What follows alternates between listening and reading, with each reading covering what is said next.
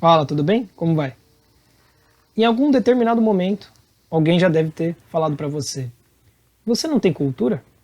E é sempre com aquele ar de ironia, de brincadeira, sarcasmo. E na verdade você pode ter usado já esse termo com alguém. Mas você já se perguntou a si mesmo se você tem cultura? Eu acho que isso é muito importante, porque talvez nós não saibamos do que se trata ter cultura, principalmente nos dias de hoje.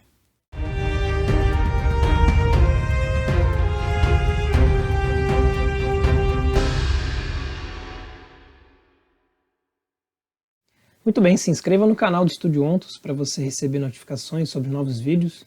Não deixe de comentar, colocar sugestões de temas que a gente poderia abordar por aqui.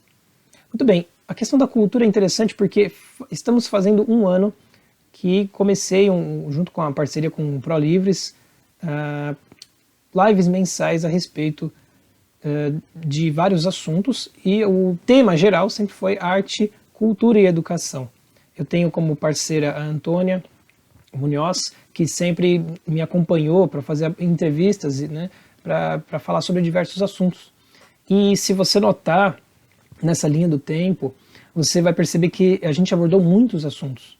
E quando a gente fala de cultura, a gente acha que é muito especificamente sobre arte que vai ser falado. Também, né? Primeiramente, o que é cultura? Essa palavra, ela tem como uma raiz latina, onde os estoicos já usavam bastante, Sêneca, por exemplo, quando ele se referia à importância de cultivar. Cultivar, então, vem de colere, de colher. Colher alguma coisa. A gente colhe porque a gente planta também. Então, veja, a humanidade plantou muitas obras, e muitas civilizações tiveram suas culturas porque onde o homem passou, naquele território está lá cultivado alguma coisa, né? Está plantado uma semente do seu pensamento, das suas ideias, da sua psique também, e consequentemente da arte. Então, o que a gente pode imaginar é que um homem culto necessariamente seria então um homem especializado, porque veja, a gente fala muito em especialização hoje em dia, e o bonito de viver são pessoas especializadas em alguma coisa. Mas será que especialização e cultura tem a ver uma coisa com a outra? A gente poderia colocar um do lado do outro? Eles, na verdade, se você parar para pensar em muito do que Mário Ferreira dos Santos dizia a respeito da especialização, ela tem um ponto negativo. Existe um ponto positivo, porque a gente, quando precisa de um cardiologista, você não vai atrás de um clínico geral. Você precisa de um especialista para cuidar de uma enfermidade, de alguma coisa extremamente séria, que seria no caso aí do coração. Entretanto, você concorda que um especialista cardiologista, ele seria muito mais amplo no seu campo de visão e de atuação se ele tivesse um conhecimento cultivado em outras áreas? Porque, na verdade, o que acontece? Tudo se cultiva.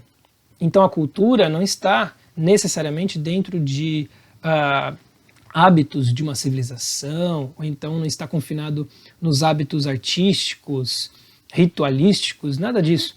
Na verdade, a cultivação pode ser feita através de qualquer um desses segmentos da ciência, seja da ciência, religião, da arte, ou seja, todas as nossas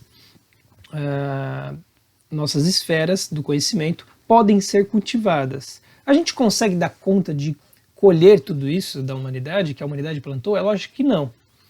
Então o cultivo está muito emparelhado com o conhecimento. A sabedoria, né, como diziam os antigos. O homem sábio não é aquele que tem um apanhado, um número de informações. Ele não tem esse acúmulo e nem essa pretensão de acumular informações, mas ele tem uma pretensão, sim, de correlacionar esses assuntos. Então, quando a gente faz um cultivo amplo, independente de que área nós estejamos olhando, nós conseguimos ser, em primeiro lugar, melhores especialistas, nas nossas áreas, porque nós temos a condição de transpor, de conseguir retirar aquele assunto específico do nosso campo de atuação e colocar em comparação, em confrontos necessários, muitas vezes, com outras disciplinas. Então veja, a cultura, muitas vezes você pode me perguntar, mas por onde começar? Né? A literatura é um grande ponto de partida. É lógico que existe um grande problema, porque a gente não sabe qual é o primeiro texto a começar. Primeiro você tem que fazer uma autoanálise de saber em que nível você está de compreensão sobre do que se trata a linguagem das outras civilizações ou dos outros tempos. Porque não basta você abrir um livro agora, uma Ilíada, uma Odisseia, e achar que você vai entender tudo que se passa ali logo de cara. Nós não fomos preparados para isso. Os antigos tinham muito mais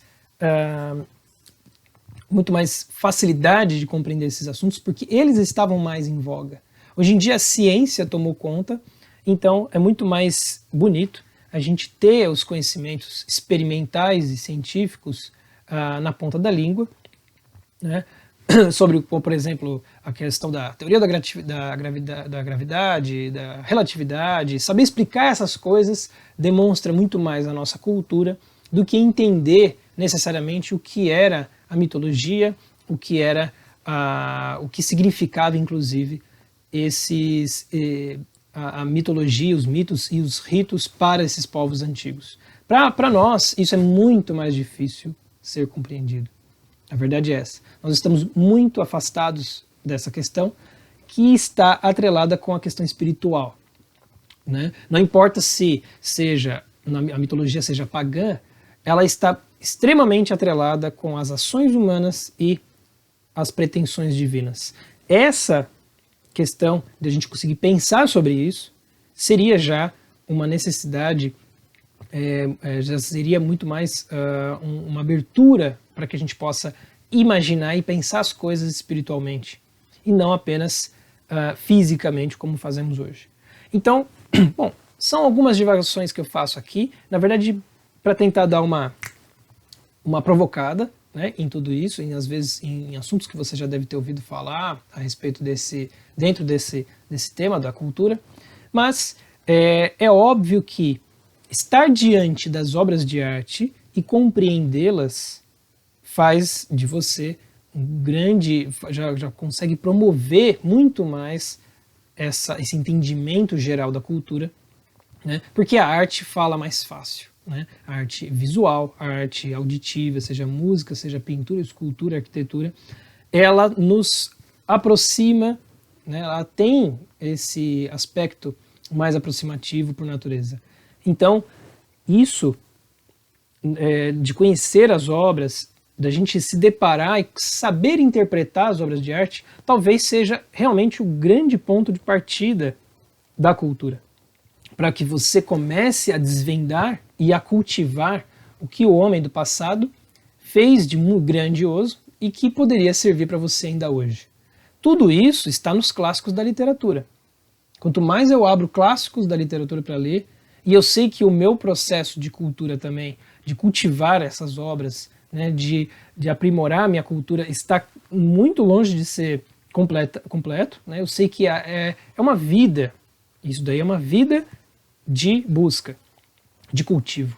E a gente deve saber que não é, né, da noite para o dia que a gente consegue, mas uma coisa abre porta para outra, e é por isso que a cultura é essa rede de conhecimentos, de entrelaçamentos de conhecimentos, né, e não de conteúdos apenas de informação, mas e sim de conhecimentos. E quando a gente faz isso, quando a gente consegue reconhecer numa obra de arte aquela literatura que já é conhecida por nós, tudo isso vai ganhando uma imagem muito mais forte, né, na nossa memória e reforça valores, reforça muito a questão espiritual e como que a gente pode trabalhar também uma cosmovisão, né, uma visão muito mais ampla e significativa da existência e do entendimento que a gente tem sobre as coisas. Bom, esses são alguns assuntos, eu poderia falar muito mais sobre isso, Mas a dica que eu dou é isso: comece através da interpretação correta das obras de arte, comece olhando a obra de arte, sabendo que todos os grandes artistas buscaram nas literaturas, buscaram nesse aglomerado de cultivos que é a história da humanidade. A gente se vê lá. Até mais!